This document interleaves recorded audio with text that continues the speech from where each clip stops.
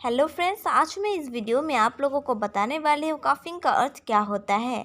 Coughing coughing coughing का अर्थ होता है खांसना, मतलब झटके से हवा के बाहर निकलते समय होने वाली आवाज़ या बलगम आदि का बाहर आना। तो चलिए इसको सेंटेंस के जरिए और भी अच्छी तरह से समझने की कोशिश करते हैं।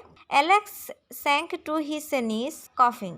इस सेंटेंस का अर्थ है एलेक्स अपने घुटनों के बल खांसते हुए डूब गया। अगला example, she was smoking and coughing with each puff. इस सेंटेंस का अर्थ है वो धूम्रपान कर रही थी और हर कष्ट के साथ खांस रही थी।